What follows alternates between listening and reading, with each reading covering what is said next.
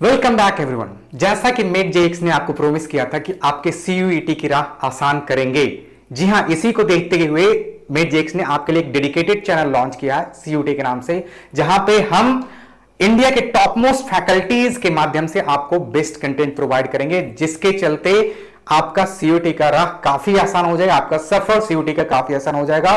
We are very much damn sure that you are going to score excellent marks there and with that you are going to get whatever universities and colleges you are interested in. जहां पे भी आप चाहते हैं कि उस college में admission ले, आपको बिल्कुल उस चाह को हम पूरा करने में आपकी मदद करेंगे। जी हां, हम हैं मेट जेएक्स। आज हम बात कर रहे हैं सीयूटी के एक पार्टिकुलर सेक्शन की, सेगमेंट्स की, जहां पे हम बात करते हैं जनरल एप्टीट्यूड टेस्ट की। आपको पता है कि जनरल एप्टीट्यूड टेस्ट की जब भी हम बात करेंगे तो उसमें करंट अफेयर्स काफी इंपॉर्टेंट सेक्शन हो जाता है। आगे बढ़ने से पहले मैं आपको बताता चलूं कि मैं हूं शंकर कुमार और मैं आपका जनरल एप्टीट्यूड टेस्ट का current affairs, mental ability part और उसके साथ साथ जीके जीएस वाला पार्ट भी देखूंगा आपके लिए। मैं बेहतरीन कंटेंट लेके आऊंगा और आपके सीयूटी के राह को आसान करने की कोशिश करूंगा।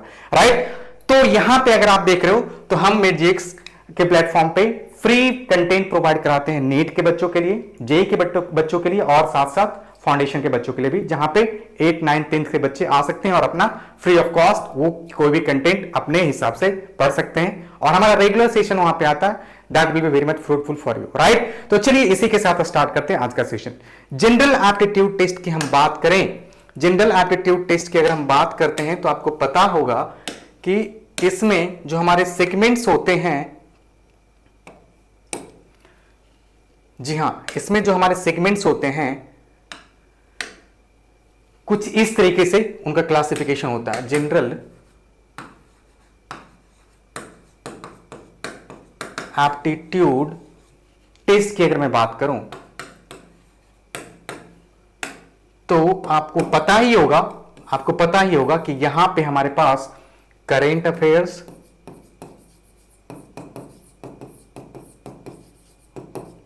इसके साथ साथ जनरल नॉलेज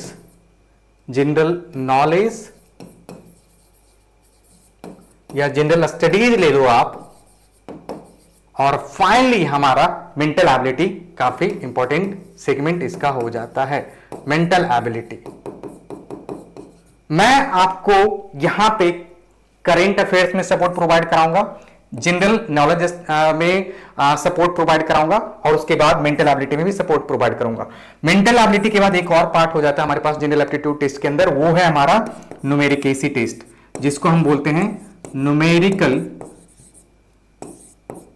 एबिलिटी, जहां पे इसे हम बोल सकते हैं क्वांटिटेटिव एबिलिटी। ये सारे आपके जनरल एप्टीट्यूड के पार्ट है और यहां पे हम बेसिकली इन सारी चीजों को कवर करेंगे वन बाय वन। राइट, तो आज के सेशन में जो पहला सेशन आप जो देख रहे हो, हम स्टार्ट करने वाले हैं सीयूटी को लेके। यहां पे हम बात करने वाले हैं करंट अफेयर्स की। अब आगे बढ़ते हैं तो हमारे दिमाग में आता है कि करंट अफेयर्स की किस सेगमेंट को हमें फोकस करना है सीयूटी को लेके, क्योंकि हमारे पास करंट अफेयर्स एक काफी वाइड, काफी लाइक ब्रॉड स्पेक्ट्रम हो जाता है और इसे हम किस पर्सपेक्टिव में यूज करने वाले हैं वो काफी इंपॉर्टेंट हो जाता है। करंट अफेयर सेगमेंट अगर आप यूपीएससी के लिए देख रहे हो तो काफी वहां पे एनालिटिकल अप्रोच हो जाता है, काफी ब्रॉड अप्रोच हो जाता है, जिसके लिए हमें काफी डेप्थ एनालिसिस करने की जरूरत होती है, काफी टाइम स्पेंड करना पड़ता है। इसी तरीके से अगर एसएससी के लिए जा रहे हो, बैंकिंग के लिए जा रहे हो, तो सबके लिए करंट अफेयर्स का लेवल अलग अलग है। अगर हम बात करें सीयूटी की, तो सीयूटी का भी करंट अफेयर्स का लेवल काफी डिफरेंट है और यहां पे समवट अगर आप समझे तो आप ये पाएंगे कि जो हमारा करंट अफेयर्स है ज्यादातर इस तरीके से पूछा जाता है कि उसे आप जनरल स्टडीज या जनरल लाइक नॉलेज से भी कनेक्ट कर सकते हो। अब चूंकि आज हम काफी ज्यादा इंटरनेट से कनेक्टेड हैं, मोस्ट ऑफ द कंटेंट्स जो हमारे सराउंडिंग्स में हो रहे हैं वो हमें बिल्कुल ऑब्जर्व होते हैं और उस पर हमारा अटेंशन होना चाहिए, और यही आपका जनरल एप्टीट्यूड टेस्ट का पार्ट हो जाता है। तो इसी को देखते हुए अगर हम बात करें, so current affairs of how many months are sufficient for CUET. सबसे कॉमन क्वेश्चन बच्चे पूछते हैं कि कितने दिनों को करंट अफेयर्स हमें पढ़ना चाहिए। बिल्कुल, काफी बेहतरीन क्वेश्चन है और इसका आंसर अगर मैं दूं तो जनरल वे में अगर हम बात करें तो ज्यादातर जो स्टूडेंट्स होते हैं वो मान के चलते हैं कि पिछले 6 महीने के करंट अफेयर्स अगर हम पढ़ के जा रहे हैं, which means what we are going to cover almost all syllabus of current affairs. But इतना भी आसान नहीं होता।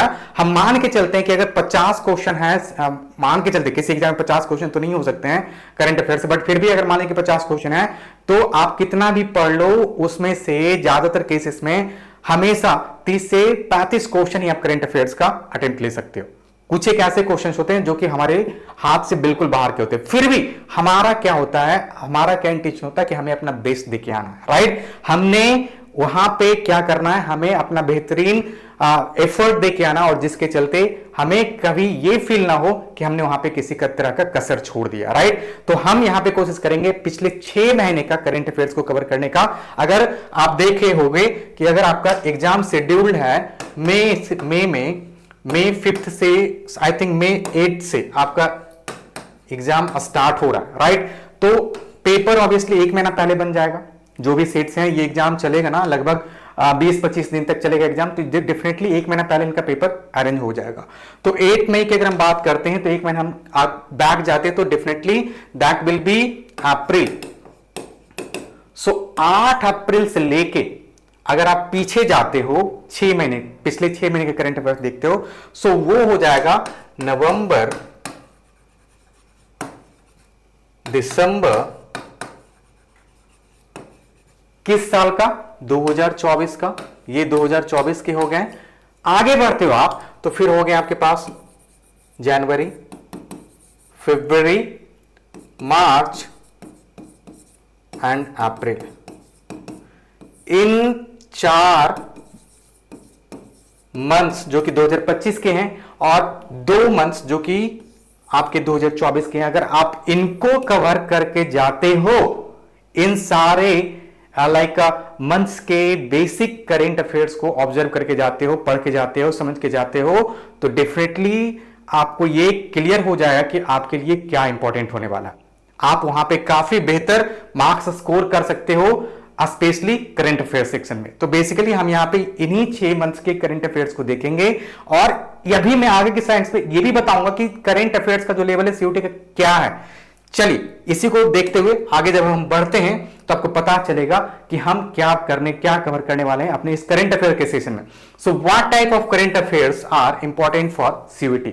सारे, मैंने बोला कि एनालिटिकल अप्रोच हमें नहीं रखना है, क्योंकि आप यूपीएससी के एग्जाम नहीं लिखने वाले हो, स्टेट पीसीएस के एग्जाम नहीं लिखने वाले हो, आप एसएससी सीजीएल बैंकिंग का एग्जाम नहीं लिखने वाले हो, तो फैक्चुअल भी नहीं देखना हमें एक मॉडरेट लेवल का क्वेश्चन देखना होगा, जो कि हमें बिल्कुल स्ट्रेट फॉरवर्ड वे में तैयार करना अपने प्रिपरेशन को। चलिए तो देखते हैं कि किस किस तरह के क्वेश्चन हमारे लिए इंपॉर्टेंट हो सकते हैं, स्पेशली हम इसको कनेक्ट करने की कोशिश करें सीयूटी के एग्जाम से। तो हम यहां पे बात करेंगे इंपॉर्टेंट डेट्स हर एक मंथ। मान लीजिए कि हमने बात की है नवंबर की, तो नवंबर से लेके नवंबर 2024 से लेके हम जब अप्रैल 2025 की बात करेंगे, तो इन सारे मंथ्स के इंपॉर्टेंट डेट्स और उस डेट्स के क्या थीम है उसके बारे में बात करेंगे। कोई पर्सन अगर न्यूज में है, अगर उनका बर्थडे, कोई हमारे लीजेंड्स हैं, फ्रीडम फाइटर्स हैं, या फिर आज के हमारे हीरो हैं, तो उनके पर्सनालिटी से रिलेटेड जो भी न्यूज है उसको हम पढ़ेंगे, राइट। कोई स्पोर्ट इवेंट्स हो रहा है उस मंथ में, उस पर थोड़ा सा हम फोकस करेंगे। उसी मंथ अगर कोई साइंस एंड टेक्नोलॉजी से रिलेटेड कुछ एक नई चीज हमारे सामने आ रही है, तो उसको हम कैटर करने की कोशिश करेंगे। इंडिया अपने डिफेंस को लेकर अभी काफी ज्यादा कॉन्शियस है, तो हमारे जितने भी मिलिट्री एक्सरसाइजेस हो रहे हैं अलग अलग कंट्रीज के साथ, इंटरनेशनल रिलेशनशिप में हम उसको कवर करेंगे। और इंटरनेशनल न्यूज वर्ल्ड वाइड और काफी ज्यादा वोलेटाइल सिचुएशन है आजकल, तो उससे रिलेटेड भी कुछ एक क्वेश्चन पूछते जाते हैं। हमारे रिपब्लिक डे में कौन हमारे चीफ गेस्ट थे, हमारे प्राइम मिनिस्टर किस कंट्री को विजिट कर रहे हैं, हमारे अपने देश के मिनिस्टर्स किस कंट्री को विजिट कर रहे हैं, ये सारी चीजों को हम गौर करेंगे इंटरनेशनल न्यूज में। अवार्ड्स एंड ऑनर्स, कुछ एक मंथ हम देखेंगे कि ऑस्कर अवार्ड आ रहा है, नोबेल प्राइजेस आ रहे हैं, उसके अलावा इंडिया में पद्म भूषण, पद्मश्री विभूषण भी दिए जा रहे हैं, साथ साथ भारत रत्न भी दिए जा रहे हैं। इन सारे अवार्ड्स को भी हम कवर करने की कोशिश करेंगे। प्लेसेस इन न्यूज, कभी कभी कुछ एक प्लेसेस काफी ज्यादा सेंसिटाइज्ड हो जाते हैं, उसको भी हम कवर करने की कोशिश करेंगे। और फाइनली जो वर्ल्ड वाइड रैंकिंग्स रहती हैं यूनेस्को के द्वारा, यूनाइटेड नेशन के द्वारा या फिर किसी और इंटरनेशनल ऑर्गेनाइजेशन के द्वारा जो रिलीज की जाती हैं जो रैंकिंग्स, उस पर भी थोड़ा सा हम नजर डालने की कोशिश करेंगे। तो ये हर मंथ हम इतना चीज कवर करेंगे। अगर सीयूटी के पर्सपेक्टिव से देखा जाए so this is more than enough, इससे ज्यादा हमें स्ट्रेस लेने की जरूरत नहीं है। अगर इतना हम करके जाते हैं, I am damn sure out of 100 near about 90-95% you are going to get there from this current affairs section, right? So यहां पे इन्हीं सारे पॉइंट्स को हम हर एक मंथ के बेसिस पे कवर करने की कोशिश करेंगे। 6 महीने के इन सारे पॉइंट्स को कवर करेंगे और फिर हम क्वेश्चंस देखेंगे। आपको पता है कि हर एक सप्ताह आपके लिए संडे को टेस्ट भी होना है, तो आप देखेंगे कि और जो पेपर हम तैयार करेंगे वो आपके प्रीवियस ईयर क्वेश्चन से ही रिलेटेड रहेंगे। तो आपको बिल्कुल ये क्लियर हो जाएगा किस तरह के क्वेश्चन पूछे जा रहे हैं, कैसे आप उसे अटेम्प्ट लेंगे, क्या आपका अप्रोच होना चाहिए उनको सॉल्व करने के लिए। और इसी चीज को देखने के लिए हम आपको यहां पे हेल्प करेंगे और जस्ट आपको क्या करना है, हमारे सारे गाइडलाइंस को, गाइडेंस को फॉलो करते चलना है, राइट? तो हम जब तालमेल अपने एक दूसरे के साथ बिठा लेंगे तो आपका ये राह जो है सीयूटी का बिल्कुल आसान हो जाएगा, राइट? तो चलिए शुरू करते हैं इसी के साथ आज का सेशन। तो सबसे पहले मैंने बोला कि नवंबर 2024 से हम स्टार्ट करेंगे और पहला टॉपिक नवंबर का हमने रखा था important dates and their themes. तो देखिए मेरी स्क्रीन पे आप देख पा रहे हो, हमने पहला डेट लिया है 1 नवंबर। काफी इंपॉर्टेंट, आप ध्यान रखेंगे एक एक डेट जो भी मैं आपके सामने रख रहा हूं वो डेट और उसके थीम्स, कुछ एक थीम्स जो होते हैं वो आपको पूछे जाते हैं एग्जाम में, राइट? उसके पीछे के स्टोरीज भी कभी कभी पूछ ली जाती है। यूपीएससी एसएससी वाले के लेवल के क्वेश्चन की हम बात करें, बट आपका चूंकि सीयूटी का लेवल है so we don't have to bother about that, right? तो 1 नवंबर की बात करेंगे तो ये जो पहले नवंबर को अगर हम देखें तो क्या मनाते हैं, we celebrate this day as world vegan day, right? So क्या थीम था भाई इसका, one world many lives, right? अब चूंकि वीगन ये लोग हैं जो कि जो सजीव हैं, लिविंग ऑर्गेनिज्म है, उनको वो फूड के तौर पे कंज्यूम नहीं करते हैं, राइट? तो this is a very unique practice which is getting followed by many humans over this earth, और उनके अनुसार ये जो प्रैक्टिस कहलाता है वो कहलाता है वीगन कहलाता है, वो अपने आप को वीगन कहते हैं। और वर्ल्ड वाइड ये काफी बड़े लेवल पे आजकल न्यूज में रहता है, तो इसलिए हमें कभी कभी इसके बारे में जानने की जरूरत पड़ जाती है। और इसीलिए 2024 नवंबर को देखें, नवंबर के 2024 की बात करें तो पहले नवंबर को ही आप देखेंगे कि वर्ल्ड वीगन डे मनाया जाता है। और इसका थीम क्या था, वन वर्ल्ड मेनी लाइव्स, एक दुनिया और बहुत सारी जिंदगियां, राइट? तो ये था इसका थीम। ये हमारा एक एस्पेक्ट हो गया 1 नवंबर का। अब आगे बढ़ते हैं तो आपको पता होगा कि 1 नवंबर को हम राज्योत्सव डे के तौर पे मनाते हैं, क्योंकि कर्नाटका का फॉर्मेशन हुआ था 1956। 1957 onwards, each and every single year since then we are celebrating this day as Karnataka formation day, और इसी को हम मनाते हैं राज्य उत्सव डे के तौर पे। तो कर्नाटका का जो उद्भव हुआ था वो हुआ था 1 नवंबर 1956 को। अगले साल से 1957 से हम हर एक साल तब से लेकर अब तक मनाते आ रहे हैं इस दिन को, क्या, कर्नाटका के फॉर्मेशन दिन के तौर पे, और इसी को हम बोलते हैं राज्योत्सव डे। सिर्फ कर्नाटका ही नहीं, हरियाणा डे भी इसी दिन सेलिब्रेट होता है। 1966 में हरियाणा बना और 1967 से आपको देखना होगा कि यह दिन सेलिब्रेट हो रहा है किस तरीके से, हरियाणा दिवस के तौर पे। तो राइट, आप ध्यान रखेंगे 1 नवंबर का ये सिग्निफिकेंस हो गया। हमने देखा इसे हम वर्ल्ड वीगन डे के तौर पे जानते हैं, कर्नाटका फॉर्मेशन डे के तौर पे भी जानते हैं, साथ साथ हरियाणा डे के तौर पे भी जानते हैं। So these are the 3 important facts related to 1 November. Important dates, vegan day का हमने थीम भी देख लिया। यहां से अगर क्वेश्चन पूछे जाते हैं तो फैक्चुअली होंगे और आप आसानी से आंसर कर सकते हो, राइट? आगे बढ़ते हैं, 5 नवंबर की बात करें। 5 नंबर की बात करें, so this is world tsunami awareness day. हम सभी को पता है कि इंडिया में 2004 में क्या आया था, सुनामी आया था। और इंडिया, आपको पता है कि जो इंडियन पेनिनसुला है वो हमारे पास 3 साइड से वाटर बॉडी से घिरा है, इसीलिए हम बोलते हैं इसको पेनिनसुला। एक साइड हमारे पास हो गया अरेबियन सी, इधर हो गया हमारे पास बे ऑफ बंगाल, और फाइनली यहां पे हो गया हमारे पास इंडियन ओशन। इंडियन ओशन क्या हुआ था, 2004 में इंडियन ओशन में भयंकर सुनामी आई थी, जिसके चलते तमिलनाडु के या फिर आंध्र प्रदेश के काफी बड़े एरिया में काफी जान माल की क्षति हुई थी। तब से हमें यह आइडिया लग गया था कि ऐसे भी कोई डिजास्टर हो सकते हैं जो हमें प्रभावित कर सकते हैं बहुत बड़े स्केल पे।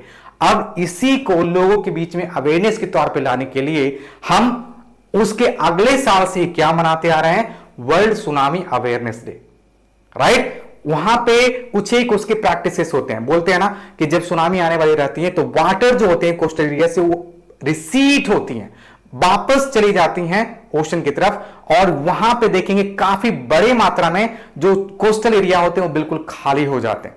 और ये एक बहुत ही बड़ा इंडिकेशन होता है कि बहुत ही भारी सुनामी, बहुत ही बड़ी वहां पे वेव आने वाली है, सुनामी आने वाली है। ताकि अब लोगों को अगर ये अवेयरनेस पता चल जाता है तो लोग टाइम रहते हुए वहां से क्या कर सकते हैं, अपने आप को इवैक्यूएट कर सकते हैं, सुरक्षित जगहों पे पहुंच सकते हैं। तो इसके लिए सबसे इंपॉर्टेंट चीज क्या हो जाती है, awareness. So world tsunami awareness day कब मनाया जाता है, 5 नवंबर, क्योंकि 5 नवंबर 2004 वो दिन है जब इंडिया को सेवियर लॉस से आना पड़ा था। किसके चलते, सुनामी के चलते, राइट। तो ये सारी चीजें आपको ध्यान में रखनी है। तो इस साल 2004 नवंबर 2004 का क्या थीम था, चलिए देखते हैं। So world tsunami awareness day 2024 under the theme empowering the next generation with the lessons of the 2004 Indian Ocean Tsunami 20 years on। हम समझ सकते हैं कि 2004 में ये सुनामी आया था और अब हम 2024 को कंक्लूड करने वाले हैं। तो इस पीरियड में हमने 20 सालों में क्या सीखा, ये जानने की बहुत जरूरी होती है। अपने गलतियों से हम सीखते हैं और इसी को लोगों के बीच में लाने के लिए हमें ये वर्ल्ड सुनामी अवेयरनेस डे मनाना पड़ता है। कब, 5 नवंबर को हर साल, राइट। ये चीज आप ध्यान रखेंगे। क्या थीम था भाई, empowering the next generation with the lessons of the 2004 Indian ocean tsunami 20 years on. Please ये सारे पॉइंट्स काफी अच्छे तरीके से आप दिमाग में बिठाने की कोशिश करेंगे, और फिर भी अगर ये क्लियर नहीं होता तो please feel free to ask, you can drop your comment in the comment section box, right. चलिए, हमने 1 नवंबर देख लिया, 5 नवंबर के सिग्निफिकेंस को देख लिया। अब आगे बढ़ते हैं 7 नवंबर की, infant protection day. Infant protection day आप देख रहे हो, यह मनाया जाता है कब, 7 नवंबर, infant protection day, right. Newborn baby जो होते हैं उनकी मॉर्टेलिटी रेट को कम करना ही इसका मेन इंटेंशन है, राइट। तो इसका क्या है हमारे पास theme, protecting promoting and diversification. This is the main theme of 7th November like infant protection day. आगे बढ़ते हैं तो हम थोड़ा सा देखते हैं ये पॉइंट। 9th नवंबर को हमारे साथ क्या होने वाला है, 9th नवंबर को हम मनाते हैं Uttarakhand formation day. Since 2001 Uttarakhand आपको पता है पहले किस नाम से जाना जाता था, उत्तरांचल। उत्तरांचल कहां से अलग हुआ था, separated from Uttar Pradesh, right. UP से ये अलग हुआ था, उत्तरांचल बना यूपी से अलग होके कब, 9th नवंबर।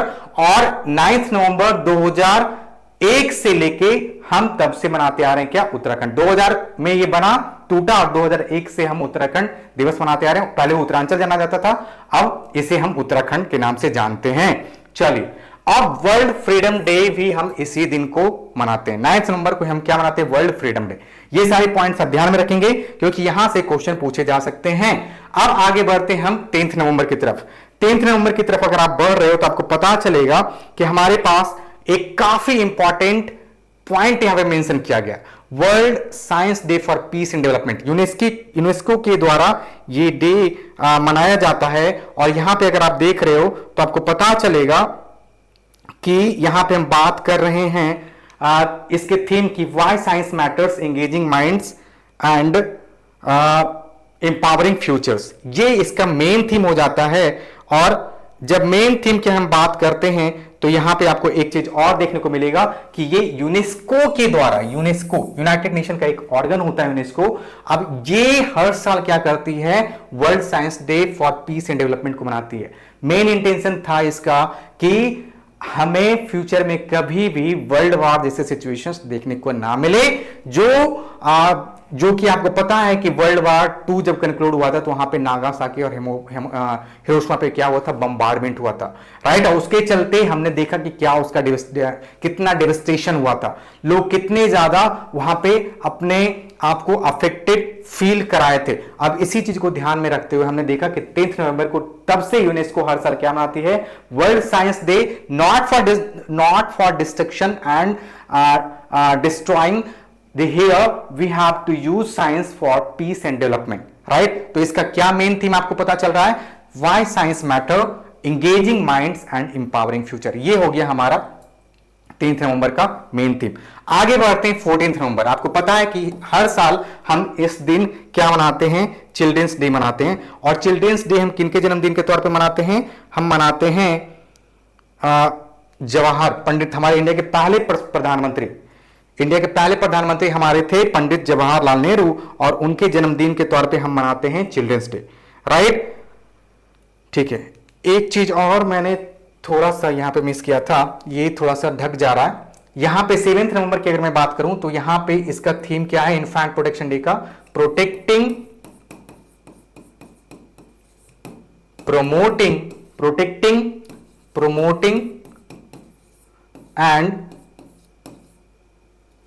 एंड डेवलपिंग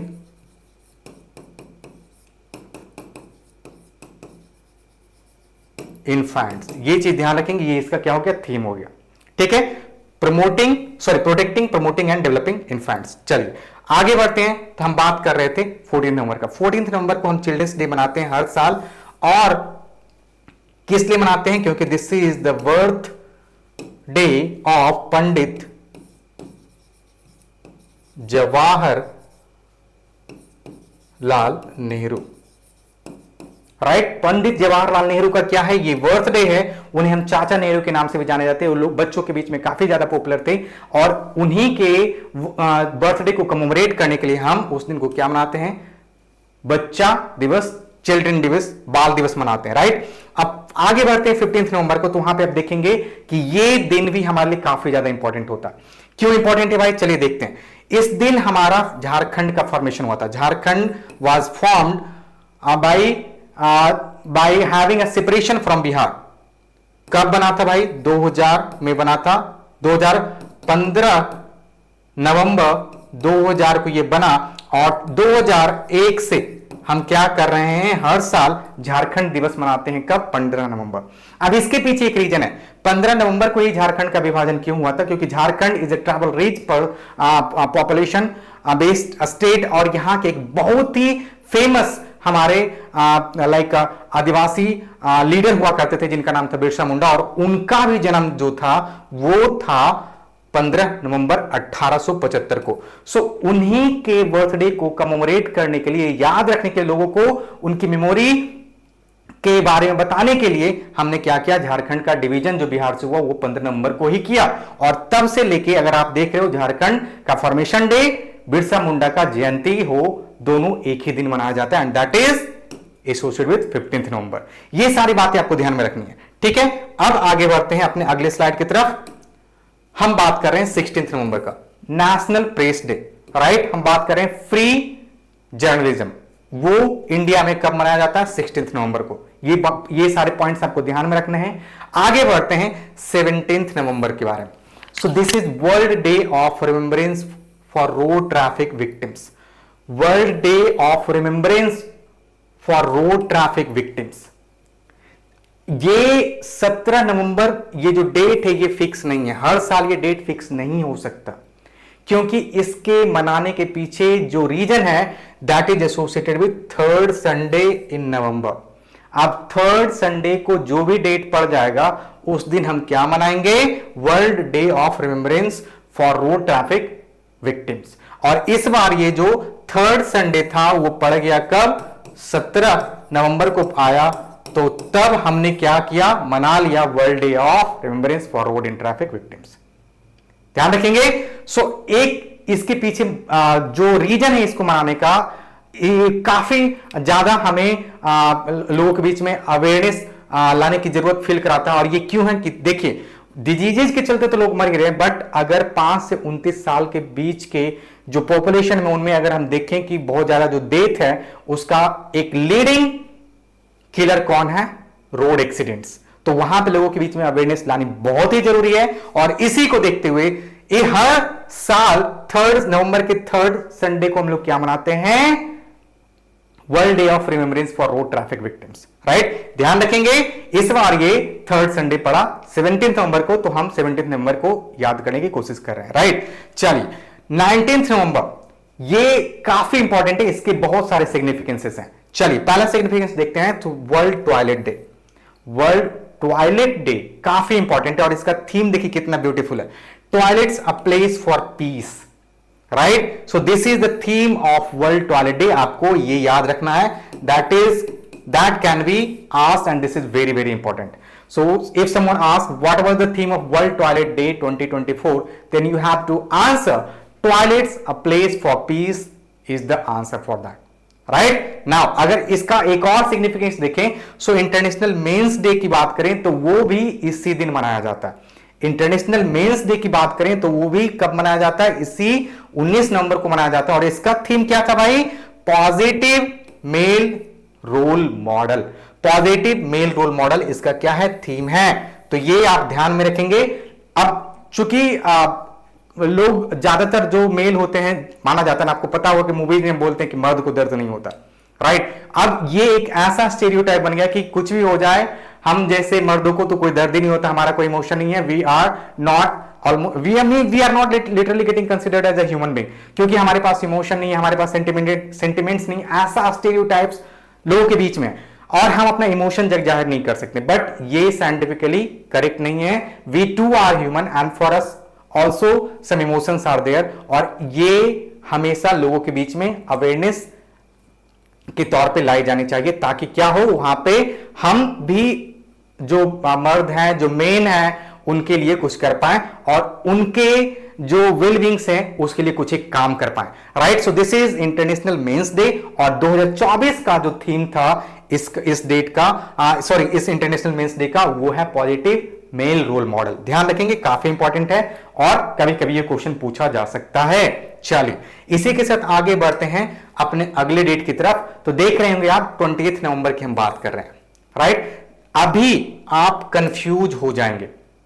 हमने अभी अभी बात किया था 14 नवंबर का, 14 नवंबर की हमने बात की थी, जहां पे आपने देखा कि हम इस डेट को क्यों मनाते हैं, क्योंकि हमारे इंडिया के प्रथम प्रधानमंत्री, जो लोग बच्चों के बीच में स्पेशली काफी ज्यादा पॉपुलर हुआ करते थे, लोग उन्हें चाचा नेहरू कहा करते थे, और इसी को देखते हुए हम उनके बर्थडे को कमेमोरेट करने के लिए हम आज मनाते हैं बाल दिवस के तौर पे।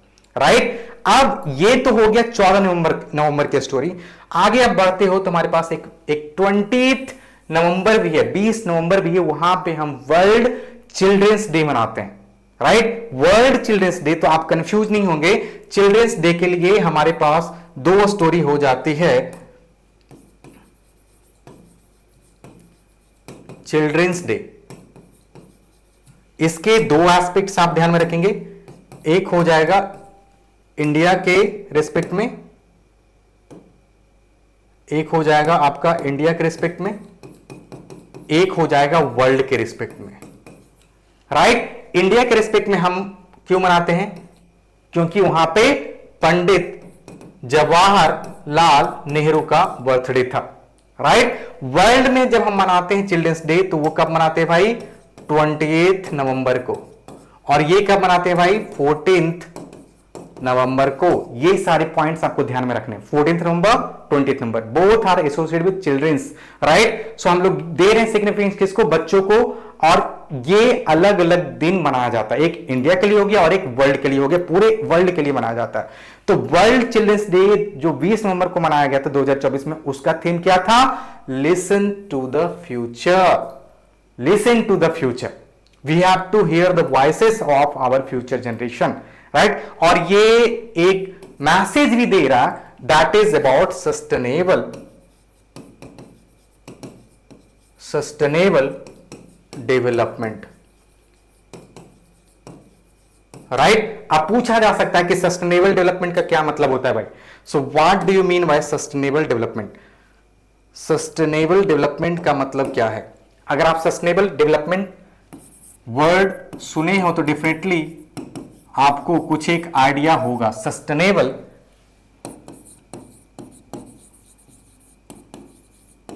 डेवलपमेंट, यहां पे हमें तीन चीजें याद रखनी है।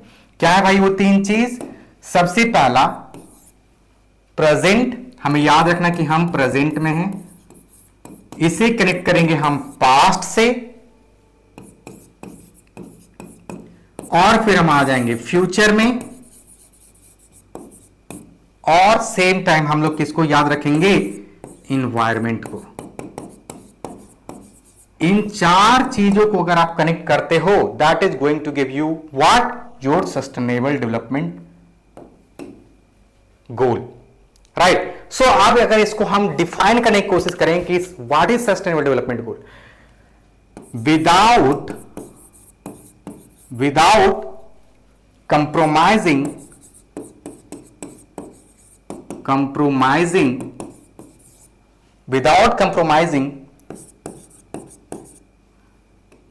current generations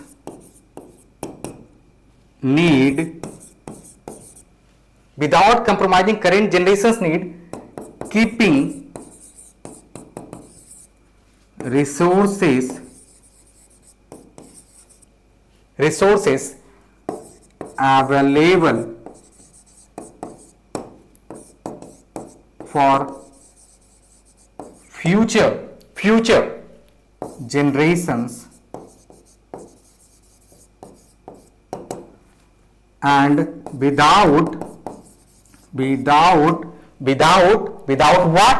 Degrading the quality, of environment। ये अगर आप देख रहे हो तो आपको पता चल गया होगा कि हमने कैसे अपने प्रेजेंट, पास्ट और फ्यूचर को कनेक्ट किया है, और साथ साथ हमने एनवायरनमेंट को भी कनेक्ट करने की कोशिश की है। चलिए हम यहां पे थोड़ा सा गौर करने की कोशिश करते हैं। Without compromising current means what? Current means we are talking about present generation. Current means what? present, right? Current means what?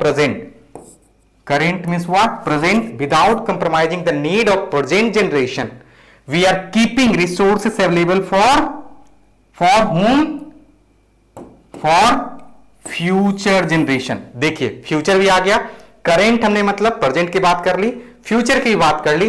अब हम आगे बढ़ रहे हैं कि हमें एनवायरनमेंट को भी ध्यान में रखना है, उसे डिग्रेड नहीं करना। हम रिसोर्सेज को यूज करेंगे, कंज्यूम करेंगे, पर सेम टाइम ये कोशिश करेंगे कि हमारा सारा रिसोर्स अवेलेबल हो कहां पे?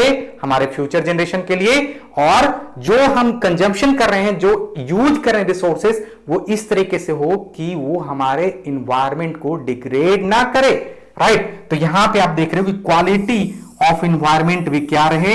हमारे बने रहें, इसका डिग्रेडेशन नहीं होना चाहिए। सो अगर आप इन तीन चीजों का ख्याल रखते हो, that is going to be your sustainable development. और इसी को ध्यान में रखते हुए हमने अभी देखा था कि वर्ल्ड चिल्ड्रंस डे मनाया जाता है। हम बात कर रहे हैं चिल्ड्रंस का, they are the future of our generation. So definitely we have to keep our current resources available for them, right? Our ancestors, they kept those resources available for us. So again, it is our responsibility to keep same resources available for our future generation. So we have to listen to the future. हमें उनके needs को समझनी है, हमें उनके लिए जरूरत को समझनी है, और ये तभी हो पाएगा जब हम उनके सिग्निफिकेंस को समझ पाएंगे, and that is the reason why here you are observing coming of World Children's Day. Right? क्या था इसका theme? Listen to the future, very very important मैं इसे कर रहा हूं, आप ध्यान में रखते हुए इसे नोट करने की कोशिश करेंगे। चलिए इसी के साथ आगे बढ़ते हैं हम अपने अगले कंटेंट की तरफ, अगले डेट की तरफ, 20 नवंबर। ये अभी आपने देखा था कि हमने मनाया था क्या? World day of remembrance for road traffic victims. ये डेट पे डिपेंड नहीं करता है, ये डिपेंड करता है दिन पे। हर साल हम नवंबर के तीसरे संडे को ये मनाते हैं, world day of remembrance for road traffic victims. इसी तरीके से हमारे पास एक और डेट आपके सामने लाया जा रहा है, that is world chronic obstructive pulmonary disease. Chronic obstructive pulmonary disease काफी इंपॉर्टेंट, COPD, राइट ना। ये जो दिन है हमारे लिए हर साल कब मनाया जाता है भाई? देखिएगा आप, थोड़ा सा इस पे गौर करने की कोशिश कीजिएगा, that is 3rd Wednesday of November. 3rd Wednesday of November को हर एक साल हम क्या करते हैं? वर्ल्ड COPD डे हम ऑब्जर्व करते हैं। और ये साल ये जो 3rd वेडनेसडे था वो पड़ गया कब, किस दिन आ गया? 20 नवंबर को आ गया। तो इस दिन का सिग्निफिकेंस ऑटोमेटिकली बढ़ जाता है और यहां से क्वेश्चन आने की प्रोबेबिलिटी भी इसी तरीके से बढ़ जाती है, ठीक ना। तो अब ध्यान रखेंगे और इन सारी चीजों को आप बिल्कुल कंठस्थ कर लें या फिर इसे आप अपने माइंड मैप में बैठा लें, ताकि अगर इस तरह के क्वेश्चन आ रहे हैं तो आप बिल्कुल भी उससे ये ना हो कि आप उससे वाकिफ ना आए, राइट। तो चलिए हमने देख लिया 20 नवंबर को क्या मनाया जाता है? World COPD day, chronic obstructive pulmonary disease मनाया जाता है। और हर साल जनरली ये मनाया जाता है कब? 3rd वेडनेसडे को नवंबर में, राइट। चलिए ये भी हमने कवर कर लिया। आगे बढ़ते हैं 21 नवंबर को, हम देखते हैं क्या है वहां पे उस दिन का सिग्निफिकेंस। हम अगर देख रहे हैं यहां पे तो आपको पता चलेगा कि 21 नवंबर को हम मनाते हैं world television day, right. Television सब लोग इससे वाकिफ हैं तो बताने की जरूरत नहीं है। सो टेलीविजन डे हम लोग 21 नवंबर को मनाते हैं, ये हमने देख लिया। चलिए अब आगे बढ़ते हैं 25 नवंबर की तरफ। 25 नवंबर की तरफ अगर आप आगे बढ़ रहे हो तो आपको क्या पता चलेगा? This is international day for the elimination of violence against women. We are talking about women empowerment, women empowerment. ये सारी चीजें काफी इंपॉर्टेंट हो जाती है because still we all are very much well aware of gender inequality. हम आज हैं 21वीं सदी में, 21वीं सदी के 1/4 वाले पार्ट को भी हमने कवर कर लिया 2025 में। हम फिर भी आप देखेंगे कि हमारे सोसाइटी से ये जेंडर इनइक्वलिटी का भूत भागने की कोशिश ही नहीं कर रहा। हम लाख कोशिश कर लें बट अभी भी हमारे सोसाइटी के बीच में ये काफी बड़ा मुद्दा आज भी हमें देखने को मिलता है। तो इसी को कम करने के लिए, देखिए इसी को ऑलमोस्ट सोसाइटी से दरकिनार करने के लिए, हटाने के लिए 25 नवंबर को हर साल हम क्या करते हैं? International day for the elimination of women, elimination of violence against women हम मनाते हैं। और 2024 के इस डे का क्या थीम था? every 10 minutes a woman is killed, has no excuses। ध्यान में देंगे, हैशटैग काफी ज्यादा पॉपुलर, राइट। ट्विटर चल जाओ, इंस्टाग्राम चल जाओ, लिंक्डइन चल जाओ, फेसबुक चल जाओ, सब जगह हैशटैग काम करता है। और हैशटैग इस बार का था 25 नवंबर का, no excuses, unite to end violence against women. Unite has, फिर से मैं बता रहा हूं, has no excuses, unite to end violence against women. So this was the main purpose of 25 November 2024, where we had observed the celebration of this day as International Day for the Elimination of Violence Against Women, right? आपने theme में देख लिया, what was that? Has no excuses, unite to end violence against women. This was the main theme. चलिए आगे बढ़ते हैं हमारे अगले कंटेंट की तरफ, जहां पे आप देखेंगे कि हमारे पास है 26 नवंबर। 26 नवंबर की अगर हम बात करते हैं, राइट, 26 नवंबर की अगर हम बात करते हैं तो आप देखेंगे कि ये काफी महत्वपूर्ण हमारे लिए होने वाला है। 26 नवंबर। ये इसके एक नहीं दो मेजर सिग्निफिकेंसेस हैं, राइट। पहला सिग्निफिकेंस आप देख लो, नेशनल मिल्क डे। चलिए थोड़ा सा इस पे हम स्ट्रेस डालते हैं, national milk day. National milk day की बात करें,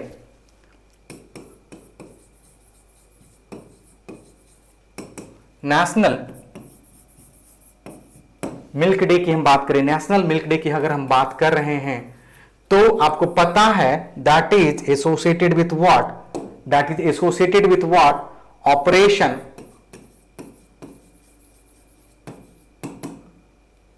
ऑपरेशन ऑपरेशन फ्लड। इसी को हम बोल सकते हैं व्हाइट रिवॉल्यूशन, रिवॉल्यूशन, इसी को हम बोल रहे हैं व्हाइट रिवॉल्यूशन। अब यहां पे एक और इंपॉर्टेंट पॉइंट हमारे सामने आ जाता है, और बिना इनके नेशनल मिल्क डे पॉसिबल ही नहीं है। यस, जी हां, हम बात कर रहे हैं एक ऐसे पर्सनालिटी की जिनका नाम था Verghese Kurien.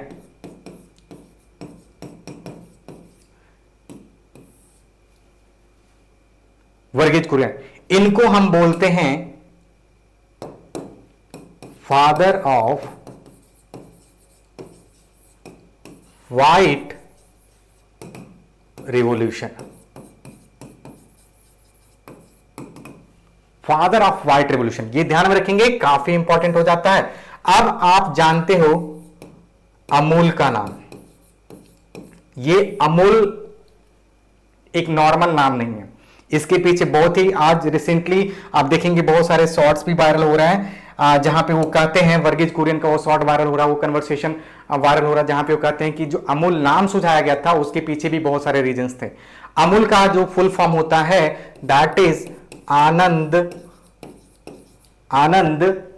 Milk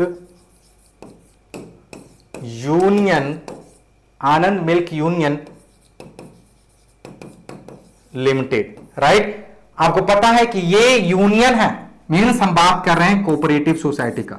we are talking about cooperative society, means a society which will be not owned by a single person, where multiple person whoever are involved in that business, they all will be considered as the owner of that business। तो यहां पे बहुत सारे लोग जिनका एक common interest था, वर्गीज कुरियन के प्रेशर के बाद, उनके मेहनत के बाद एक साथ आए और उन्होंने क्या किया, अपना एक यूनियन बनाया, और उनका मेन गोल था इंडिया को सेल्फ सफिशिएंट बनाना, किसमें, मिल्क प्रोडक्शन में। और राइट, इसी को हम बोलते हैं क्या, ऑपरेशन फ्लड या फिर व्हाइट रिवॉल्यूशन। ये पॉसिबल हो पाया किनके बदौलत, वर्गीज कुरियन की बदौलत, राइट। और इन्हीं के बर्थडे को कमेमोरेट करने के लिए हम हर एक साल 26 नवंबर को क्या मनाते हैं, नेशनल मिल्क डे। सो 26 नवंबर की अगर हम बात करें, that is the birthday of Varghese Kurien. He is the father of white revolution, milk revolution in India, right. आगे बढ़ते हैं, तो एक तो हमारे ये पहला सिग्निफिकेंस हो गया। दूसरा सिग्निफिकेंस अगर आप देख रहे हो, that is also very high. अब फिर से हम आगे बढ़ते हैं, ये हम थोड़ा सा जा रहे हैं हिस्ट्री में। अगर आपने पढ़ा है हिस्ट्री, स्पेशली वो पार्ट जहां पे हम बात कर रहे हैं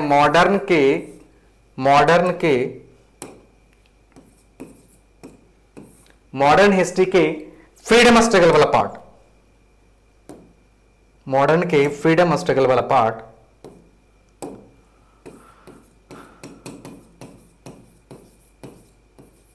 फ्रीडम स्ट्रगल, जहां पे अब इंडियन नेशनल कांग्रेस क्या कर रही है, कंडक्ट कर रही है एनुअल सेशन, राइट। ये कब होता था, हर बार होता था दिसंबर में, राइट। और अलग अलग लोकेशंस पे, इंडिया के अलग अलग लोकेशंस पे ये होता था, ठीक है, दिसंबर में होता था एनुअल सेशन। हम बात कर रहे हैं एक ऐसे एनुअल सेशन का जो कि प्रपोज था कहां पे होना, लाहौर में। अब जी हां, अब ये पार्ट है किसका, अब ये पार्ट है पाकिस्तान का। हम बात कर रहे हैं लाहौर सेशन का, लाहौर सेशन का।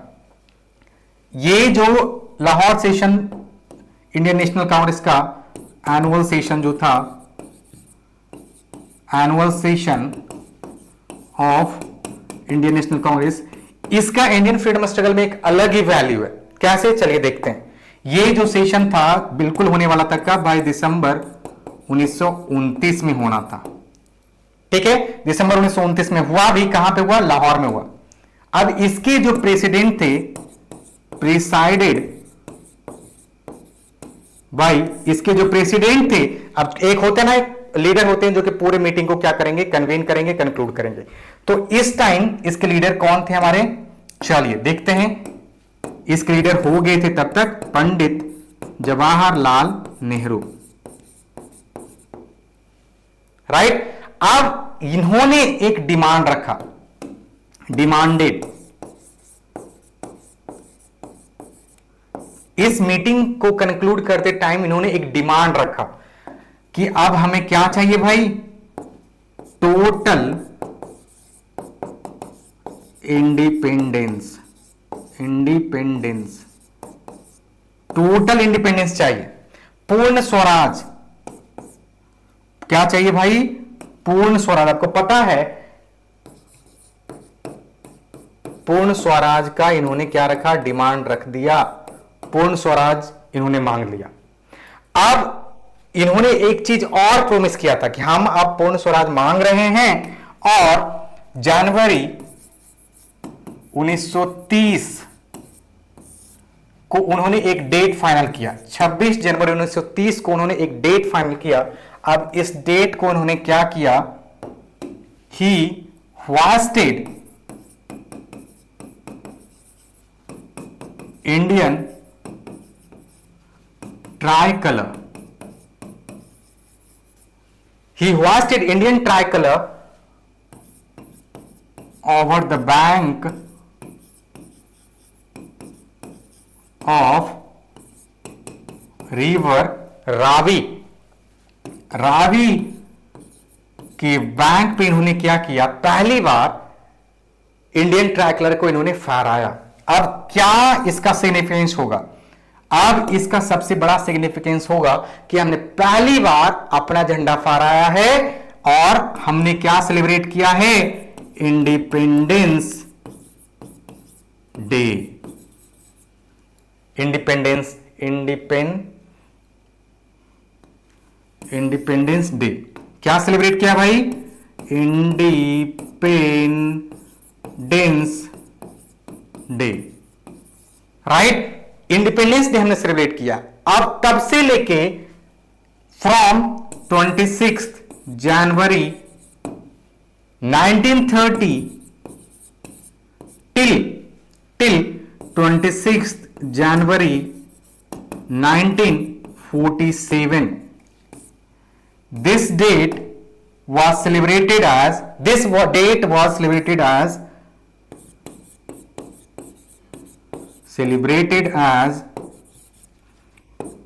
Independence day.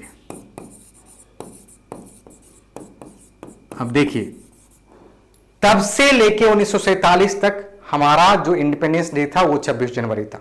ठीक है, अब यहां पे एक चीज और हमें ध्यान रखनी पड़ जाती है, वो है कि भाई फिर 15 अगस्त कहां से आ गया। 15 अगस्त को हम आजाद होते हैं और इंडिपेंडेंस डे मनाते हैं। अब 15 अगस्त के बाद ये स्टोरी चेंज हो जाएगी। 15 अगस्त को हम प्रैक्टिकली लिटरली आजाद होंगे ब्रिटिशर से, और तब से लेके अब तक हम क्या करेंगे, अपने आप को उसी दिन क्या कहेंगे, लाइक इंडिपेंडेंट घोषित कर देंगे, और उस दिन को कमेमोरेट करने के लिए हम क्या मनाएंगे, इंडिपेंडेंस डे मनाएंगे। बिल्कुल, ये तो सही बात है। तो फिर इस दिन का सिग्निफिकेंस क्या होगा। अब हम आ जाते हैं एक दूसरी स्टोरी पे। हम बात कर रहे हैं ड्राफ्टिंग कमेटी की। We are talking about drafting committee, we are talking about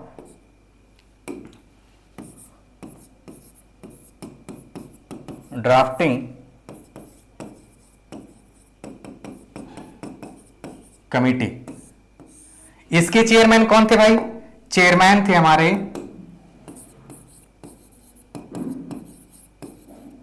chairman कौन थे हमारे? बी आर अंबेडकर, राइट, सबको पता है who was the chairman? B R Ambedkar. Drafted, इन्होंने क्या किया? He drafted the constitution, he drafted the constitution, drafted the constitution.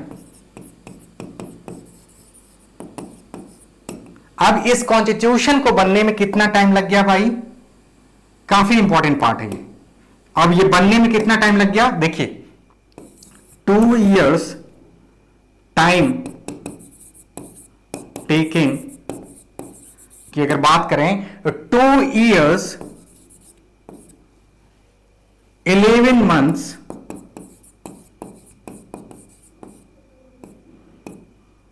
18 days, इतना दिन लग गया। और फाइनली हमारा जो कॉन्स्टिट्यूशन था कंक्लूडेड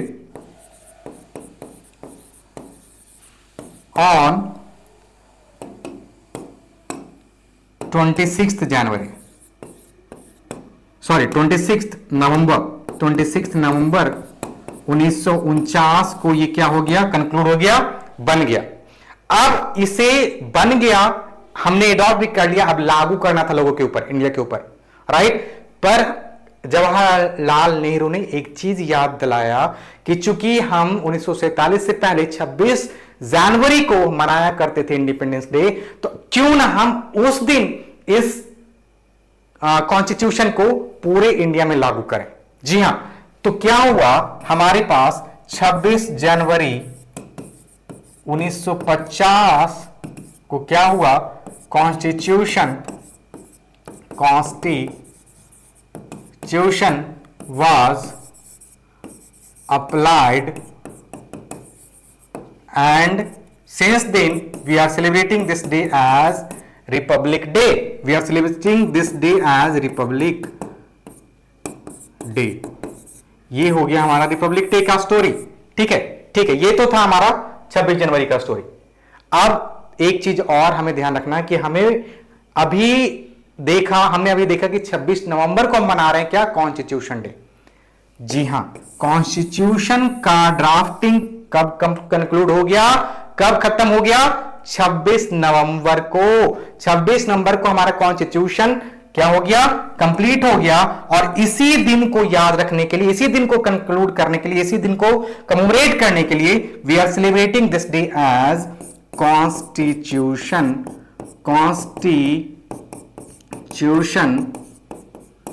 डे, राइट। और ये ही था आपका क्वेश्चन। अगर आप पीछे जा रहे हो, इतने सारे पॉइंट्स को हमने कंक्लूड किया है सिर्फ इस चीज के लिए। कॉन्स्टिट्यूशन डे ऑफ इंडिया आप देख रहे होंगे, तो वो मनाया जाता है कब? 26 नवंबर को। इन सारे पॉइंट्स को हमने ऑलरेडी पिछले स्लाइड्स में डिस्कस कर रखा है। तो देखिए 26 नवंबर का हमने कितना बड़ा वैल्यू सिग्निफिकेंस देखा। एक तो उस दिन वर्गीज कुरियन का बर्थडे है, जहां पे हम उस दिन को नेशनल मिल्क डे के तौर पे जानते हैं, क्योंकि वर्गीज कुरियन ही वो पर्सन थे जिन्होंने इंडिया को सेल्फ सफिशिएंट, सेल्फ रिलायंट बना दिया मिल्क प्रोडक्शन में, राइट, करेक्ट। अब आगे बढ़ते हैं। हमने बात किया कॉन्स्टिट्यूशन डे ऑफ इंडिया। 26 नवंबर 1949 को हमने क्या किया? फाइनली अपना कॉन्स्टिट्यूशन को क्या किया? कंक्लूड कर दिया, अडॉप्ट कर लिया, इनैक्ट कर लिया। और चूंकि ये दिन हमने कॉन्स्टिट्यूशन को अडॉप्ट कर लिया, इनैक्ट कर लिया, तो इसी दिन को कमेमोरेट करने के लिए हमने तब से इस दिन को क्या मनाना स्टार्ट कर दिया? कॉन्स्टिट्यूशन डे मनाना स्टार्ट कर दिया। ये था बहुत ही बड़ा सिग्निफिकेंस हमारा 26 नवंबर का। हमने साथ साथ डिस्कस किया हिस्ट्री के भी एक कंटेंट का, जहां पे हमने बात किया लाहौर सेशन का। अभी अभी आप देख रहे होंगे लाहौर सेशन के बारे में हमने बात किया। लाहौर सेशन के बाद हमने बात किया कि वहां पे पूर्ण स्वराज का डिमांड भी लाया गया था, किनके द्वारा? पंडित जवाहरलाल नेहरू के द्वारा। और पहली बार आप देखेंगे कि हमने इंडिपेंडेंस डे मनाया। कब मनाया भाई? 26 जनवरी 1930 को मनाया। कहां पे मनाया? On the bank of river Ravi. पहली बार हमने ट्राई कलर को होइस्ट किया। किसने होइस्ट किया था भाई? पंडित जवाहरलाल नेहरू ने होइस्ट किया था। और देखिए तब से लेके 26 जनवरी 1930 से लेके 26 जनवरी 1947 तक यही डेट हमारा क्या था? इंडिपेंडेंस डे के तौर पे मनाया जाता था। पर 15 अगस्त 1947 को आजाद हो गए, तो आगे से तब से लेके अब तक जो भी इंडिपेंडेंस डे है वो 15 अगस्त 1947 को ही मनाया जा रहा। बट हमें यह भी ध्यान रखना पड़ेगा कि 26 जनवरी को चूंकि हमने पहली बार अपना ट्रायंगुलर ब्लास्ट किया था और वहां पे हमने इंडिपेंडेंस डे सेलिब्रेट किया था, उसी दिन को कमेमोरेट करने के लिए हमने इंतजार किया 26 जनवरी 1950 में, और फाइनली उस दिन चूंकि हमने अपने संविधान को पूरे देश के ऊपर लागू कर दिया, हम हो गए रिपब्लिक, और तब से हम उस दिन को क्या मनाते हैं, गणतंत्र दिवस के तौर पर मनाते हैं। ये था हमारा नवंबर मंथ का क्या पूरा करेंट अफेयर्स। नवंबर मंथ का पूरा करेंट अफेयर्स हमने आपके सामने रखा है। पूरा का मतलब क्या, क्या हमारा पूरा नवंबर का करेंट अफेयर्स कंक्लूड हो गया? जी नहीं, पूरा कंक्लूड नहीं हुआ है। हमारा कंक्लूड हुआ है सिर्फ एक पार्ट। देखिए हमने क्या कवर किया भाई, हमने नवंबर का सिर्फ एक एस्पेक्ट्स कवर किया है, that is important dates and theme of the day. हमने इंपॉर्टेंट डेट्स देख लिए। फर्स्ट नवंबर हमने देखा, 5th नवंबर देखा, 7th नवंबर देखा, फिर 9th नवंबर देखा, 10th नवंबर देखा, 14th 15th भी देखा, और उसके बाद हमने 16th 17th 19th भी देखा, और फाइनली 20th 21st 25th और 26th देखा। इन सारे डेट्स को अगर आप देख रहे हो तो आई थिंक अराउंड 10-12 डेट्स होंगे नवंबर से, और इससे रिलेटेड हमने उसके कुछ एक थीम्स भी देखे। साथ साथ हमने स्टैटिक पोर्शंस, ये अगर बात करें सस्टेनेबल डेवलपमेंट का, हिस्ट्री के जो अभी हमने स्ट्रगल बात की, इंडियन फ्रीडम स्ट्रगल की जो बात की, उन सारी चीजों की अगर हम बात कर रहे हैं तो ये स्टैटिक पार्ट में आएगा, जो कि हम जीके जनरल स्टडीज वाले सेक्शन में उस पर डिस्कशन करेंगे।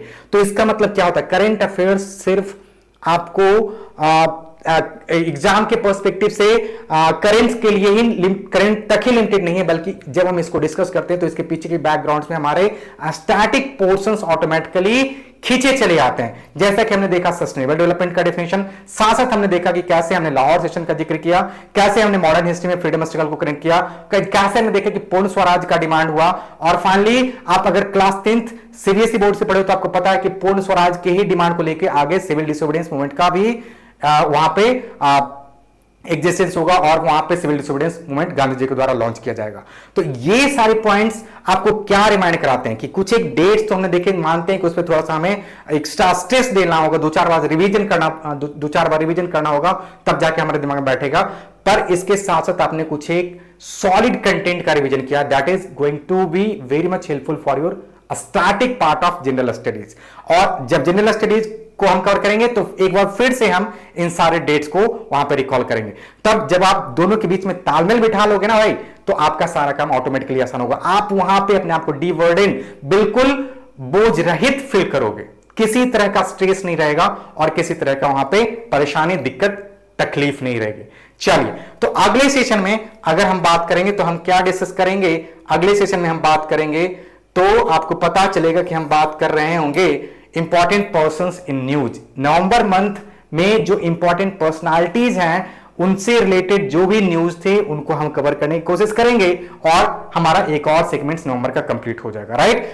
और इस ऐसे ही करके हम लोग एक एक करके सारे इवेंट्स को कंक्लूड करेंगे, and finally that will be concluded. And November के बाद हम लोग दिसंबर, फिर जनवरी, फिर फरवरी, फिर मार्च और फिर April, and then our current affairs will be ended, right. तो इसी के साथ हम आज के सेशन को वाइंड अप करते हैं, और अगर फिर भी आपको कोई डाउट्स, दिक्कत, समस्या है तो please feel free to put in your comment box. हम बिल्कुल आपको वहां पे आपके जो भी डाउट्स हैं उसको क्लियर करने की कोशिश करेंगे। साथ साथ डिस्क्रिप्शन बॉक्स में आप देखेंगे कि आपका टेलीग्राम चैनल का भी लिंक डाल दिया गया है। वहां पे अगर आप उस चैनल को ज्वाइन करते हो तो आपके ये जो कंटेंट है, सेशन के जो कंटेंट है, आपको वहां पे मिल जाएंगे। So please make sure that you are going to you are going to get connected with that telegram channel. That is very much important for all of you. All of our class notes you will be able to get from there. So please make sure you are going to join that telegram channel. ये आपको description box में मिल जाएगा, right. और अगर फिर भी आपको कुछ एक सुझाव है हमारे कंटेंट को लेके तो प्लीज आप वहां पे बताइए, हम बिल्कुल उस पर अमल करेंगे और आपके लिए और बेहतरीन कंटेंट बनाने की कोशिश करेंगे, राइट। सो तब तक के लिए bye bye, take care, thank you so much, thank you all, thank you so much, thank you.